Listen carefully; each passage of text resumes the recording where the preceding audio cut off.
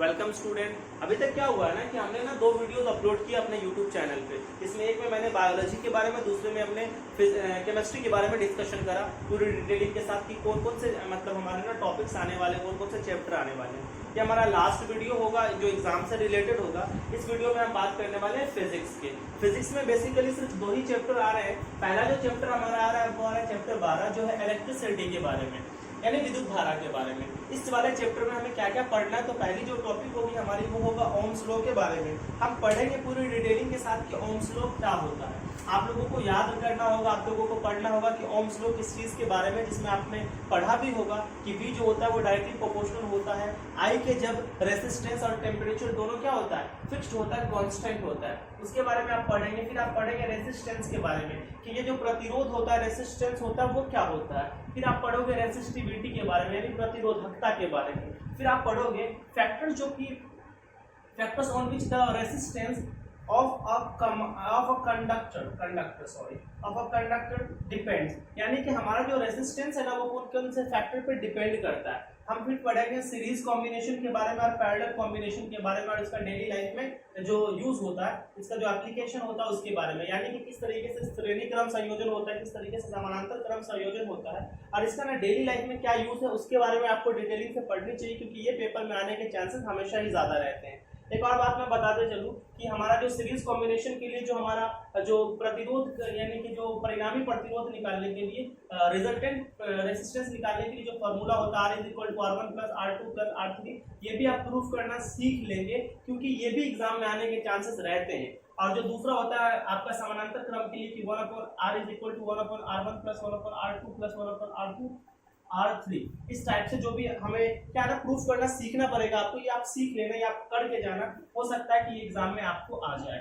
फिर आगे जब आप बढ़ोगे तो आपको पता चलेगा heating effect of electric current आपको पढ़ना है। आपने देखा होगा कि जूल साहब का हीटिंग इफेक्ट ऑफ करंट जो है ना वो काफी एक्सप्लेंड मतलब एक टॉपिक है, उस टॉपिक को आपको पढ़ना चाहिए। और इसका ना जो डेली लाइफ में यूज है, जैसे आपने पढ़ा होगा कि इसका यूज हम करते हैं आयरन जो बनता है उसमें यूज होता है, प्रेस जिसको कहते हैं। उसके बाद हम बात करते हैं हीटर में इसका यूज होता है। तो इन सब चीजों को आपको पढ़ना है। उसके बाद पढ़ना आपको इलेक्ट्रिक पावर के बारे में। उसके बाद आपको पढ़ना है इंटररिलेशन between P, V, I and R, यानी कि आपके पावर, आपके वोल्टेज, आपके विद्युत धारा और आपके रेजिस्टेंस के बीच में क्या रिलेशन है उसके बारे में पढ़ना है। ये जो इलेक्ट्रिक पावर है ना, जब आप इसको पढ़ोगे ना तो आपको पता चलेगा कि किस तरीके से हमारे घर के अंदर जो पावर होता है, बिजली बिल आती कैसे होता है, वो उसको कैसे बिजली बिल में मतलब बिजली बिल आता है कैसे निकालते, कैसे किलोवाट घंटा में यूज करते हैं, ये सारी चीजें भी आपको यहाँ पे पढ़नी है। आप इसको ना ध्यान से पढ़ोगे, ठीक है। ये टॉपिक भी आने के चांसेस हमेशा ज्यादा रहते हैं, ये टॉपिक आने के चांसेस ज्यादा रहते हैं। उसके बाद ये जो आपका सीरीज कॉम्बिनेशन और पैरेलल कॉम्बिनेशन है, ये बहुत ज्यादा इंपॉर्टेंट रह जाता है। ओम्स लॉ अपने आप में ही बहुत ज्यादा इंपॉर्टेंट, हमेशा से इंपॉर्टेंट रहा है।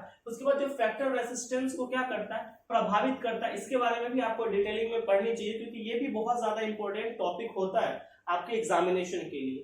फिर अगर आप दूसरे चैप्टर की बात करोगे तो दूसरा चैप्टर जो आपका आ रहा है वो आ रहा है चैप्टर 13, जो कि हमारे मैग्नेटिक इफेक्ट ऑफ करंट को बताता है। यह भी किसी न किसी तरीके से आपके ये जो पहला चैप्टर हमने बताया इलेक्ट्रिसिटी के बारे में उससे जुड़ा हुआ है। इसमें आप पढ़ोगे मैग्नेटिक फील्ड के बारे में कि ये चुंबकीय क्षेत्र क्या होते हैं, चुंबकीय क्षेत्र रेखाएं क्या होती है, और ये जो करंट कैरिंग कंडक्टर होता है, यानी कि वो मतलब आपका क्या बोल सकते हैं कंडक्टर, यानी कि वो आपका तार जिसमें ना विद्युत धारा प्रवाहित हो रहा है, विद्युत धारा प्रवाहित हो रहा है, उसकी वजह से क्या मैग्नेटिक फील्ड बनेगा, कैसे बनेगा, उसके बारे में डिस्कशन करना है। फील्ड बनना चाहिए किसके, फील्ड का जो कैरिंग होता है, कॉइल होता है, सोलेनॉइड होता है, यानी किसी भी कंडक्टर में अगर इलेक्ट्रिक करंट पास कर रहा है या किसी सोलेनॉइड में इलेक्ट्रिक करंट पास कर रहा है तो उसके चारों तरफ जो मैग्नेटिक फील्ड बनेगा, जो चुंबकीय क्षेत्र बनेगा, उसके बारे में पढ़ना है। फिर आपको पढ़ना है force on current carrying conductor, जो एक ना करंट को कैरी करने वाले यानी विद्युत धारा को कैरी करने वाले जो कंडक्टर होते हैं उसके ऊपर किस तरीके से फोर्स अप्लाई होता है।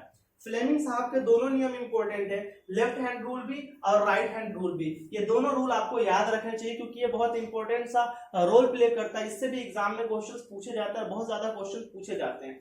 उसके बाद आपको पढ़ना इलेक्ट्रिक मोटर, ये हमेशा से ही बहुत ज्यादा एक्सप्लेन्ड रहा है, बहुत ज्यादा इंपॉर्टेंट रहा है। इसको एक्सप्लेन्ड तरीके से पढ़ना पड़ेगा, क्योंकि इसका जो ये जो एग्जाम में अगर आपके आते हैं ना इलेक्ट्रिक मोटर ना, तो इसका सिद्धांत आ सकता है, इसके काम करने का तरीका आ सकता है, और ये काफी बड़ी सी एक टॉपिक होगी जिसमें आपको 4 से 5 नंबर दिए जाएंगे तो इलेक्ट्रिक मोटर हमेशा से ही इंपॉर्टेंट रहता है। ये जो फ्लेमिंग साहब का बाएं हाथ का नियम और दाएं हाथ का नियम, ये दोनों इंपॉर्टेंट रहता है। फिर ये इलेक्ट्रोमैग्नेटिक इंडक्शन जो है वो भी इंपॉर्टेंट रहता है। उसके बाद इंड्यूस्ड पोटेंशियल के बारे में भी पढ़ना है, उसके पोटेंशियल डिफरेंस के बारे में पढ़ना है, इंड्यूस्ड करंट के बारे में भी पढ़ना है। तो ये इंड्यूस्ड पोटेंशियल और जो इंड्यूस्ड करंट है ना, ये उतना ज्यादा इंपॉर्टेंट रोल प्ले नहीं करता आपके एग्जामिनेशन के लिए, बट ये इलेक्ट्रिक मोटर ये बहुत इंपॉर्टेंट टॉपिक हो सकता है। ये फ्लेमिंग साहब का बायां और दायां हाथ का नियम है वो भी इंपॉर्टेंट हो सकता है कि इंड्यूस्ड जो पोटेंशियल डिफरेंस है वो भी आ जाए, लेकिन आप हमेशा ध्यान रखें कि इसके पूछने के चांसेस हमेशा ही ज्यादा रहते हैं। उसके बाद ये जो फील्ड होता है जो कि करंट कैरिंग कंडक्टर की वजह से